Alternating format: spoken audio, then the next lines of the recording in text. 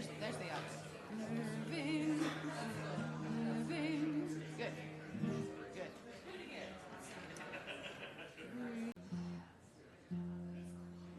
I know. It's because it's 11 o'clock. Good morning, everyone. Good morning. Despite everything, we will choose love. And what would a message about love be without the love of dogs? This is for all the dog lovers, right?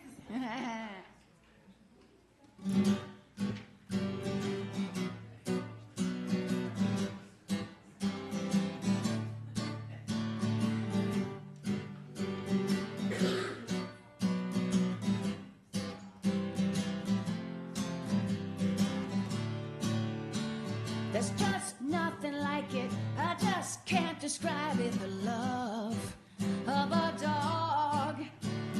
Heart-to-heart connection, companion and protection. The love of a dog. The love of a dog.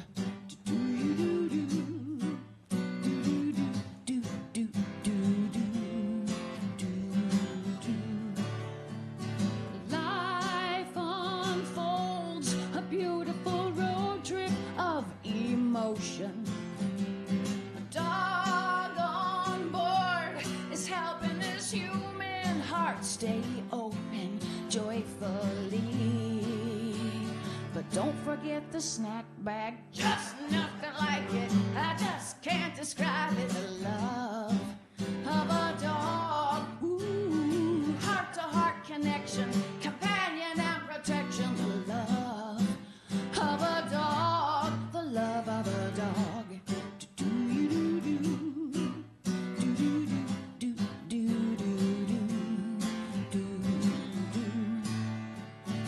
Through hard times when one would just rather stay immobile, dogs remind us to get out of our heads and feel devotion openly.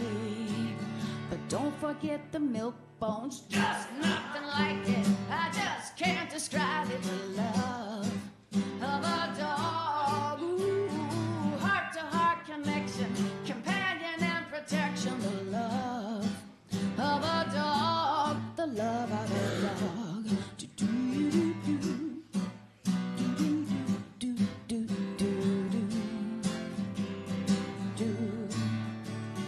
All the times we go on walking in the sweet sunshine, down by the river where the water's fine, out in the moonlight where the stars shine bright. Unconditional love. But don't forget the treats, please. Just nothing like it. I just can't describe it. The love of a dog. Ooh, heart-to-heart connection, companion and protection. The love of a dog. The love of a dog.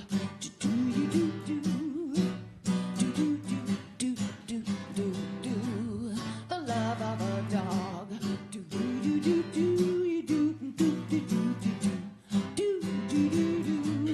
The love of a dog.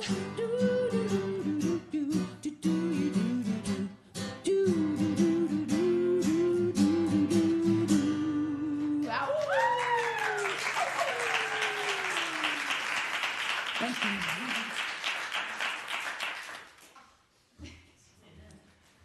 What a fun song. She wrote that. Oh, that's awesome. Well, good morning, everyone. This is quite a crowd for such a cold Sunday morning. I had second thoughts myself, if I'm being honest. It's very cold outside. My name is Leanda. I am a member of the Board of Directors here at UUFF. I'm also a member of the Chalice team, which helps plan these Sunday services. We welcome you this morning to UUFF. It's Chocolate Communion. It's very exciting. Maybe that's why we have a lot of people. I don't know. Unitarian Universalism is a religious tradition that values freedom in religious thought and journey.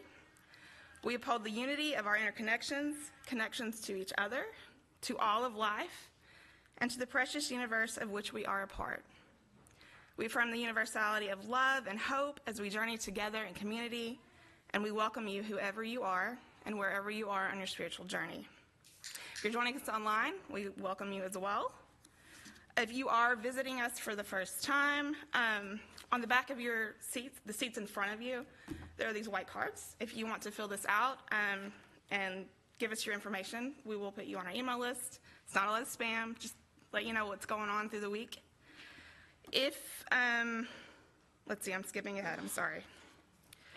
Later in our service, we have a tradition that's pretty special to our congregation where we share our joys and concerns, and it's just sort of a part of how we build community here.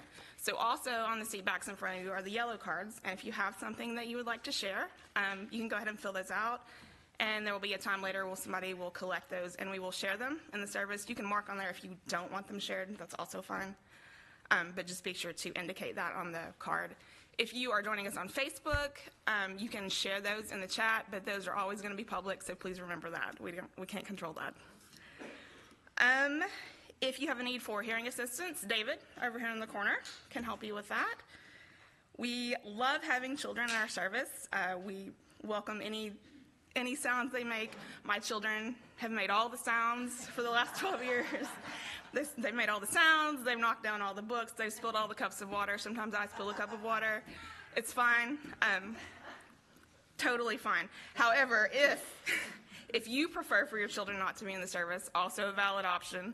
We have a great staff nursery downstairs. The service is piped out into the foyer if you want an in-between option, so any of those are great. Please remember to silence your cell phones as we enter into worship. Carl, will you come light our chalice?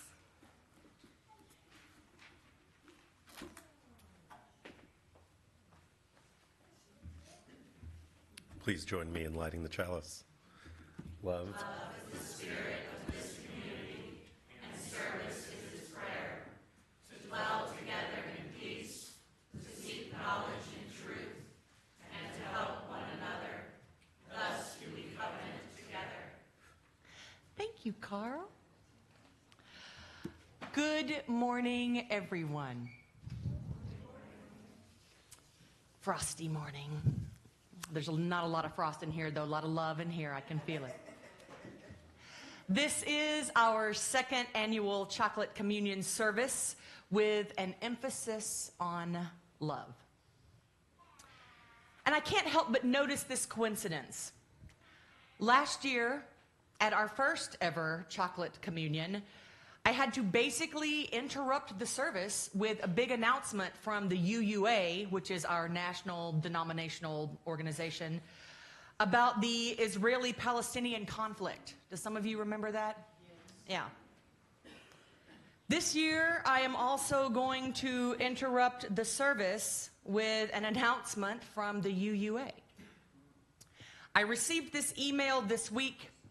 Some of you may already know about this, but I want all of us to know about it. I'm going to read the email verbatim, but there's not a lot of details. I'll tell you how to get more information after I finish reading, and I have to preface it by telling you I've never been more proud to be a UU, and I hope you are too. So here's the email. Dear friends, we are proud to share with you that the Unitarian Universalist Association has joined with a multi-faith coalition and the Institute for Constitutional Advocacy and Protection to bring a lawsuit challenging immigration and custom enforcement, that's ICE, to challenge ICE's sensitive locations policy. This case, Mennonite Church et al. Versus United States Department of Homeland Security et al. Was filed in Federal District Court in Washington, D.C. Churches as well as schools and hospitals had previously been protected from ICE enforcement actions, but a Department of Homeland Security memo rescinded that protection on January 20th. We join this multi-faith coalition. Oh, y'all, there's so many faiths. There's so many churches represented, so many different faiths represented.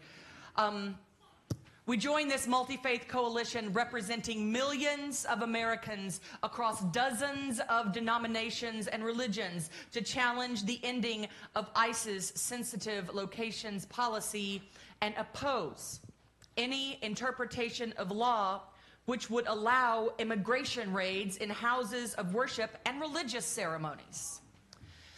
We believe, and the lawsuit asserts, that subjecting places of worship to ICE enforcement actions without a judicial warrant substantially burdens our religious exercise in violation of the First Amendment and the Religious Freedom Restoration Act. As our Executive Vice President, Carrie McDonald, affirms, as Unitarian Universalists, fighting for justice and liberation for all people is at the heart of our faith tradition, which recognizes the spark of the divine inherent in every person. Our sacred spaces must continue to offer sanctuary to those who face oppression, violence, or alienation, including immigrant communities. And that ends his quote. We know that many of our congregations include members who are immigrants, both documented and undocumented. And many of you carry out important ministries that serve immigrant communities in church spaces. The UUA is committed to supporting and protecting your ability to continue this vital and life-saving work. That's the email. It's a biggie, right? Yeah.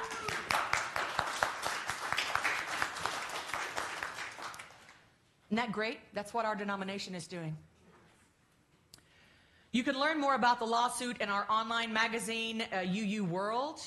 There's also a 7-page PDF press release that UUA put out. I read it. It's interesting, and it's easy to find online if you'd like to read it. If you can't find it, just let me know and I'll send it to you. My email address is on the back of your order of service. And of course, you can communicate with me about anything. I'm happy to hear from you. I can't believe how many denominations and religious organizations are a part of this lawsuit. I'm so proud. At first, I was really worried about connecting this statement with our service today. But when I read it all a couple of times and read the UU World article and the press report a couple of times, you know what it sounded like to me? Love. Love in action. We as a denomination care about people. That's love. UUs want to offer hope to folks that don't have a lot of hope. That's love. Our newly adopted UUA Article 2 values say that UUs want to keep love at the center of all we do. This is exactly that. Friends, with this lawsuit, UUs have entered the chat. And I can't think of a finer example of agape love. Unconditional love for our fellow human beings. Thank you, UUA, for doing the hard work, for putting love at the center of all you do, and for making us so proud. So as we move forward with this service, know that love comes in all sorts of forms. Sometimes it's hard, dirty work. Sometimes it's lawsuit. And our national UU organization is willing and able to put their backs, their hearts, and their wallets into it. Hallelujah. Our opening hymn today is hymn number 323, Break Not the Circle. All rise as you are willing and able. Shall we?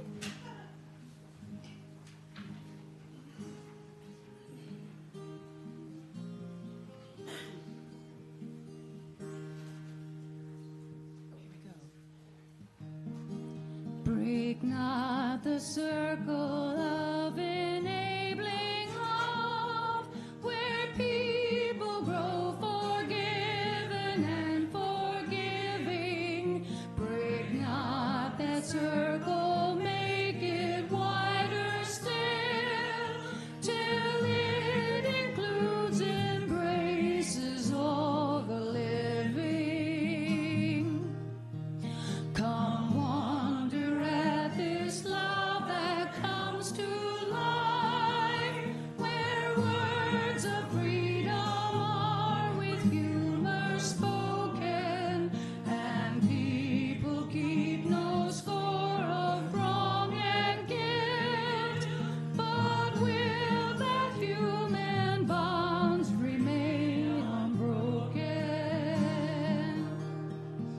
Join then the movement of the love that frees, till people of whatever race or nation will truly be themselves, stand on their feet, see eye to eye with laughter and elation.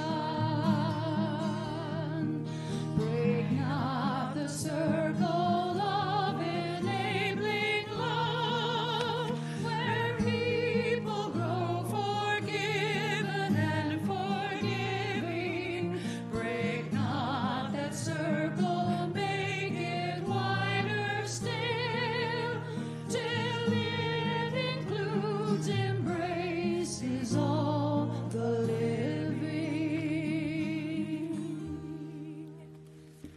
Thank you. Y'all may be seated.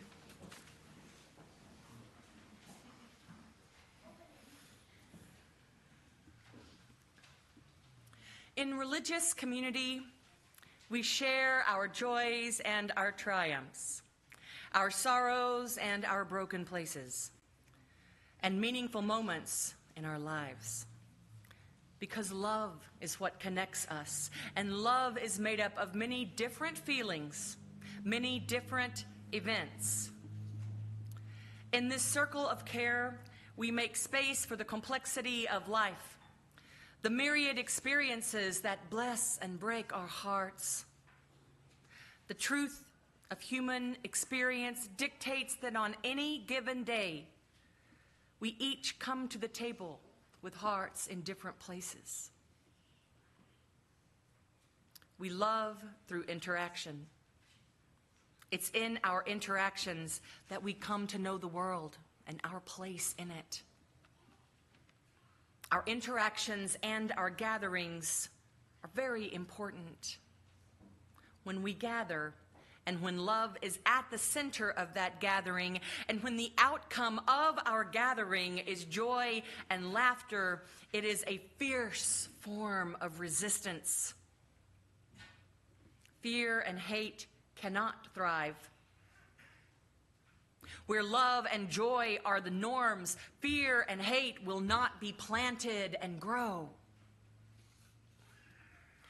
We Unitarian Universalists believe that it is in the gathering and in the brave task of sharing ourselves that creates and grows trust and connection to the world. This is how we come not only to marvel at, but to engage in the depth and movement of the spirit of life, of the human experience, of the interconnection of which we are all but a tiny part. And so, we must create the space. If you have filled out a yellow joys and concerns card, you may bring it up and give it to me and drop a stone in the bowl of water by Leanda. And friends, if you don't want to turn in a joys or concerns card, you can just drop a stone in the water. Okay, you may come forward. And y'all, let me tell you, for both of the things we're doing today, we're going to come forward down the center aisles and go back around the outside aisles. That's how it's going to roll. And for those of you on the side, just kind of come up around the back. Yeah. Okay, thanks, Jory.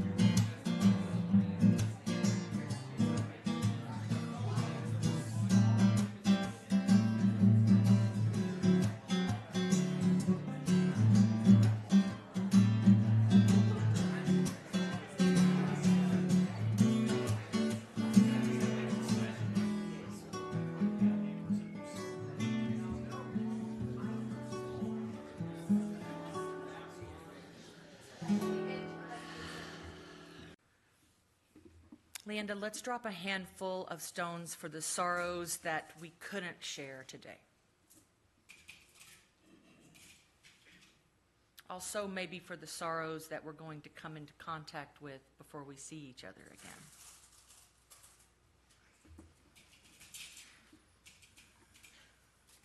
One more.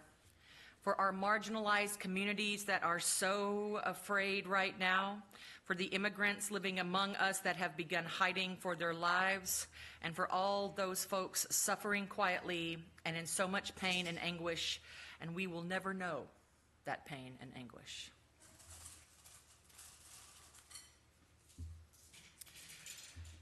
Yes. Leanda, will you drop some stones for the joys that were just too tender to share this morning?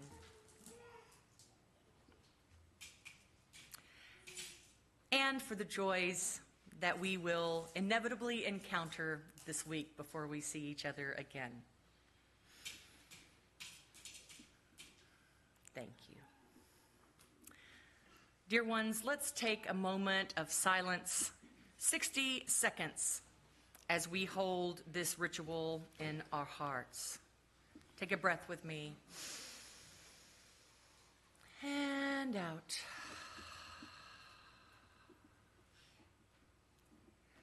Quiet mind.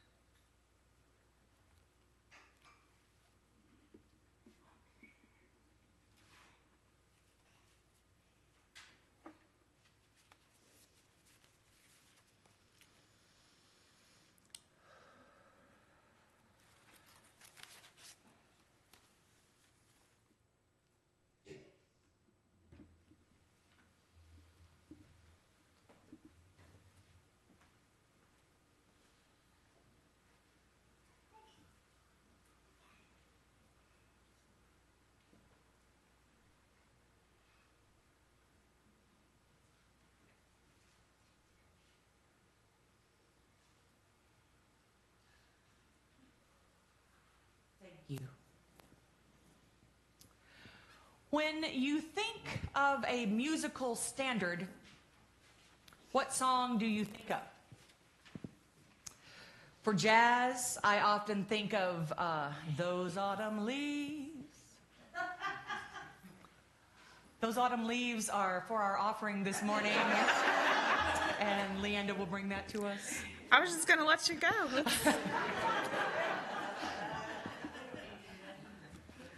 We were ready for that part. Now is the time for our offering. Our ushers are going to pass forward baskets. This important work of our fellowship is possible only because of the generous contributions of time, talent, and money. Every contribution of every size is appreciated. As we pass the baskets, we invite you to share financially if you wish, or if you prefer, you can give it our website. Information is up there. No? Text is also great. Can we pass the baskets, please?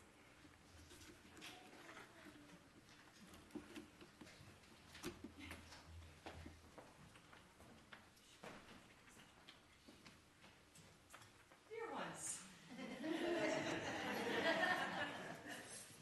when you think of a musical standard, what do you think of?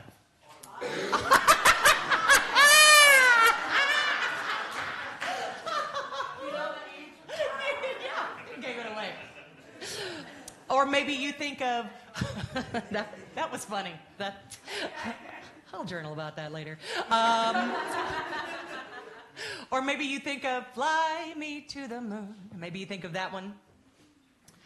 In rock and pop repertoire, perhaps we think of, well, any number of the Beatles songs, but like Hey Jude, or maybe John Lennon's Imagine, or perhaps Queen's Bohemian Rhapsody, or Zeppelin's Stairway to Heaven. I could go on and on and on. Oh, or Joan Jett. Lots of standards are love songs. I Will Always Love You, Unchained Melody, At Last, Can't Help Falling in Love. What is it that makes a song a standard? First of all, the word standard comes from the phrase standard repertoire. And a song has to have established popularity, and it has to be considered part of the standard repertoire of one or more genres. A standard also has to be covered by many, many artists. So most of our standards are older. Very few songs from the 21st century have already risen to the level of standard. But Bob Dylan's song, "To Make You Feel My Love," is one of those. It's been covered by more than 450 artists. And now me. Jean requested this song from me to sing to you. And I have to say, so many of our, I just have to say this. This isn't necessarily romantic. I just have to say it, though. So many of our standard love song repertoire have, like, totally codependent lyrics. Like, totally. Why? And how do we abide that? Many of us make it our life's work to not be in codependent relationships. Why do we love lyrics like the one in this song that I'm about to sing? I can make you happy, make your dreams come true. Well, we know we can't make anybody happy, and that we all have to make our own dreams come true. We're all in charge of that for ourselves. But there's a big difference between sentimentality and reality. Lyrics are sentimental, sweet, often romantic, and we allow ourselves to indulge in them. And frankly, it wouldn't make for a very good song to say, "I could invite you into your own happiness and watch you make your own dreams come true."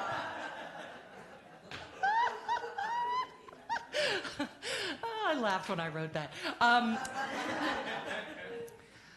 So Jean, I'm singing this to you and to all of you. Please enjoy Bob Dylan's "To Make You Feel My Love." Oh no. Fix it, Jory.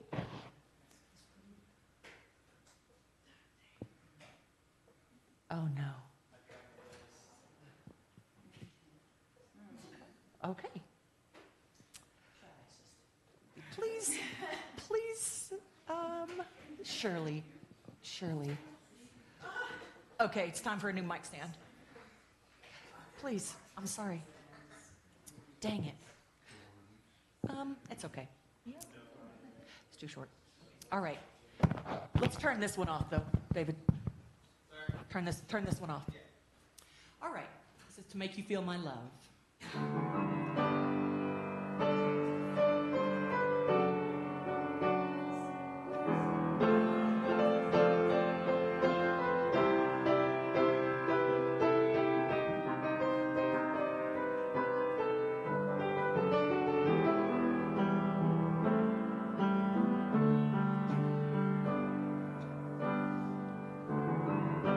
When the rain is blowing in your face and the whole world is on your case, I could offer you a warm embrace to make you feel my love. When the evening shadows and the stars appear and there's no one there to dry your tears, I could hold you for 1,000,000 years to make you feel my love. I know you haven't made your mind up yet, but I would never do you wrong. I've known it from the moment that we met. No doubt in my mind where you belong. I go hungry, I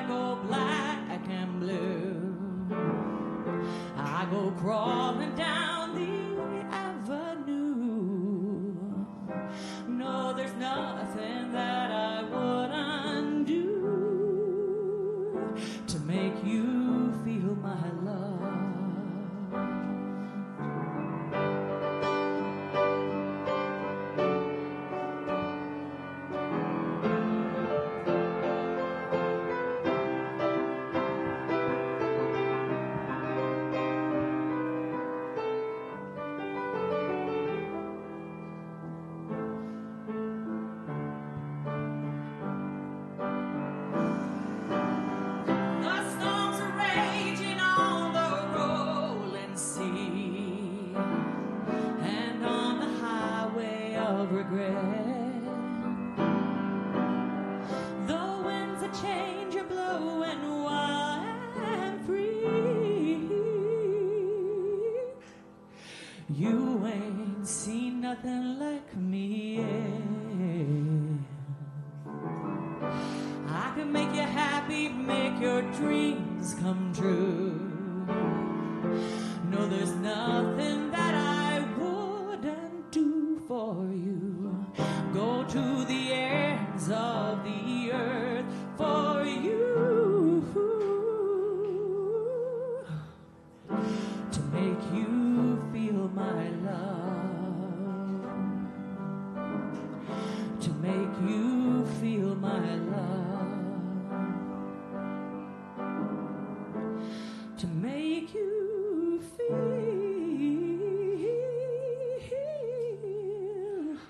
my love.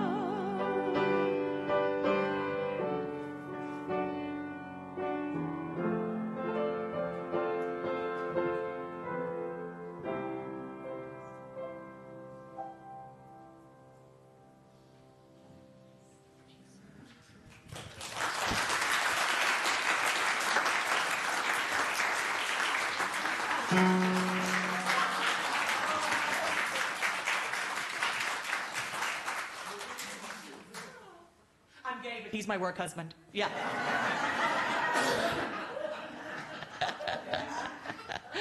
Oh.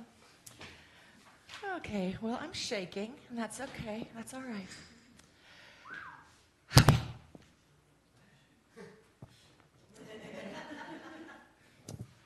There are as many ways to love as there are people on the planet. Each of us have our own way of giving and receiving love. This comes from the way that we were raised and socialized, from how and how much we love ourselves, from our innate nature and personalities, and so much more. And of course, I do not just mean romantic love. So many ways to love. Now, I don't always agree with what the ancient Greeks had going on. For sure. But I gotta say, having a bamillion different words for the word love was a great idea. And we probably know the 4 main ones, but there are lots. And so I wanted to swing through the top 8. I mentioned agape earlier in the service, and we probably know that one. The love of humankind, no strings attached. Perhaps it is the highest form of love. And there's eros, sexual, passionate, like new relationship energy. There's phileo or philia, friendship or sibling, sisterly, brotherly love. Here was a new one for me. I had to look up how to pronounce it. Philotia. Philotia or self-love, which the ancient Greeks saw as necessary. This was pretty smart. I thought this was pretty smart. The ancient Greeks saw this as necessary in order to love others. Love others. I agree. I think we have to love ourselves in order to truly love others. Another high form of love is pragma. I see this a lot with John and Janice. Yeah, I see this, with y'all. This is that long-standing love of a long-term relationship. And I like that the word kind of sounds like pragmatic, because sometimes that's exactly how long-term love needs to be. Pragmatic. And there's storge, or familial love. Like the love of parents to children and vice versa, and grandparents.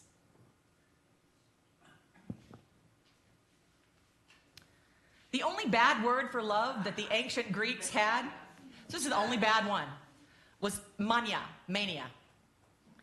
And it kind of sounds like what it is. Obsessive love. We've all seen folks exhibiting this sort of obsessive love. Perhaps we've engaged in this sort of thing in our past. Unhealthy, short-lived. And I was so excited to discover this new one. Have you heard of ludus? This is the playful and flirtatious love. Harmless if done right, but sketchy if it's taken for more than it is. So that's the 8 words.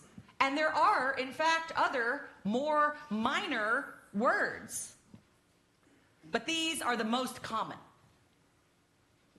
And each of us has some of these that we are better at than others. Love is good for us.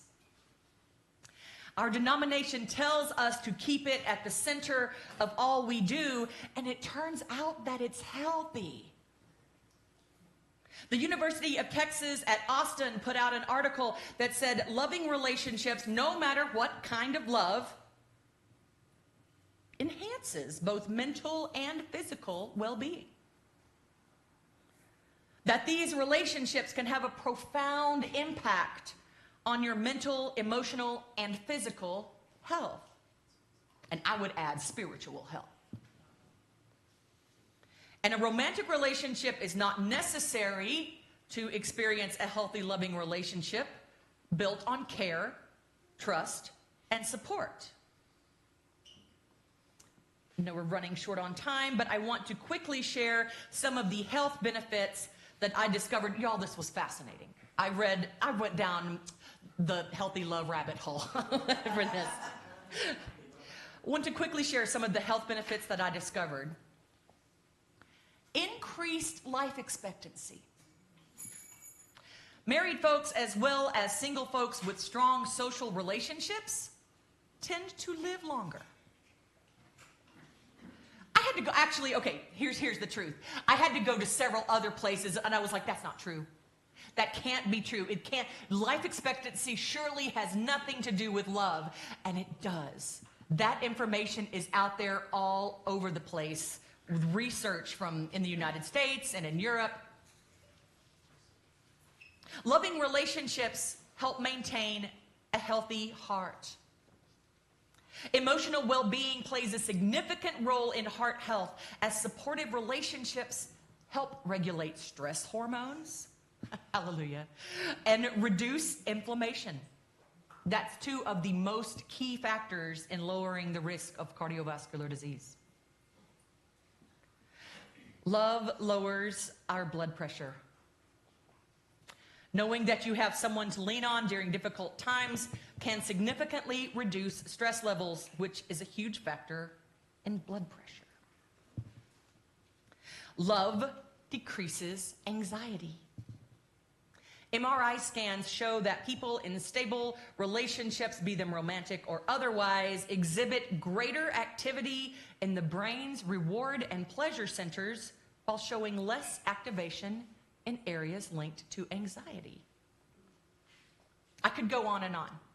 Better sleep, less depression, supports gut health, helps manage pain, boosts the immune system. Love is good for us. Many different kinds of love. Many different ways to love. Many different benefits to love. Now, I know that Valentine's Day was originally just to get folks to buy greeting cards, but I can really get on board with a holiday that celebrates love. It's my favorite holiday. That's the truth. Especially now, in our current political climate, when things feel so out of control and scary, we all need love, even more. You know what goes well with love? Chocolate. There's a reason that we have chocolate on Valentine's Day, but I'm going to get to the health benefits of chocolate later. Small amounts of chocolate. Leanda, will you help me with this part? Dear ones, sometimes life is very, very sweet, like white chocolate. Sometimes life is sweet with a bit of complexity, like milk chocolate. Sometimes life is bittersweet with memories and feelings and thoughts that are deep and rich, like dark chocolate. Sometimes life's just kind of bitter, yet still interesting and fulfilling, like the super extreme dark chocolate with sea salt that we have on the end here. We have these 4 types of chocolate on our altar today. So I'd like you to please come up the middle aisles to get your piece of chocolate, but don't eat it.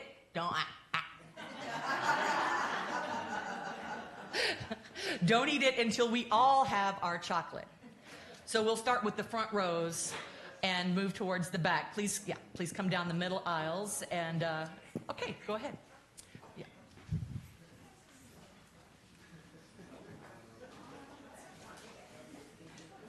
If you need help getting chocolate, raise your hand and we'll help you. You want some white chocolate? Get it.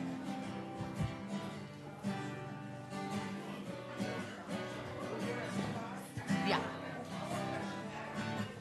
If I'm not standing in the way.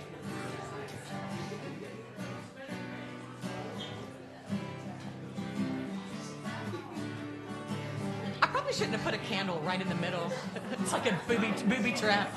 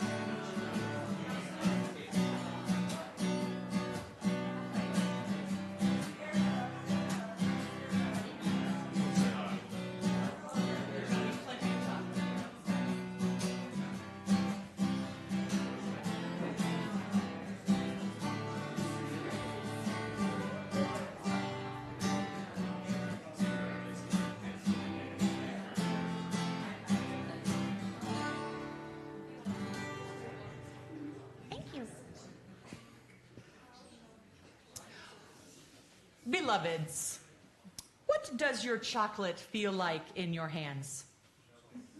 Melty? Smell it. What's it smell like? Love. Okay, ready? We're about to eat it, but I want you to let a little bit melt in your mouth before you chew it. Let's go.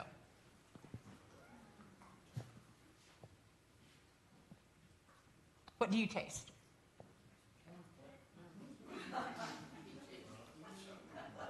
I should have gotten a smaller piece.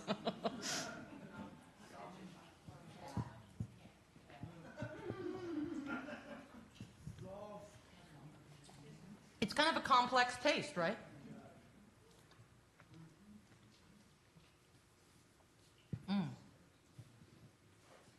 Let this chocolate remind you of the complexity and richness of our UU faith. Full of sweetness, depth, able to contain multitudes of different folks, different beliefs, but all rooted with chocolate. I mean, love at the center. Dear ones, you are loved. If nobody's told you recently, I love you, and I'm so glad you're here. So, let's rise as you are able, and we are going to sing hymn number 131. This is my favorite, well, one of two favorites of hymns.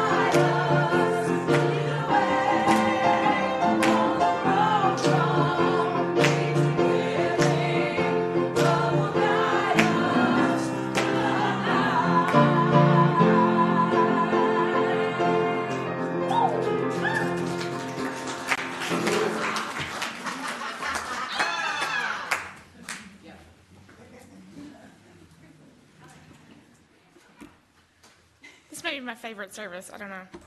I'm a big chocolate fan. There's a lot of dark chocolate sea salt fans.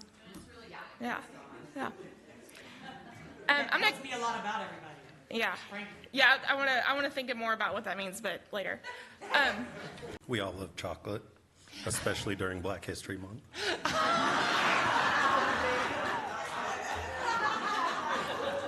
Please join me in extinguishing the flame.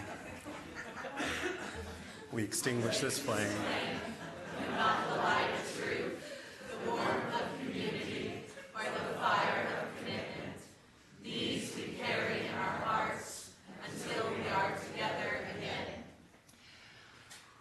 One more time.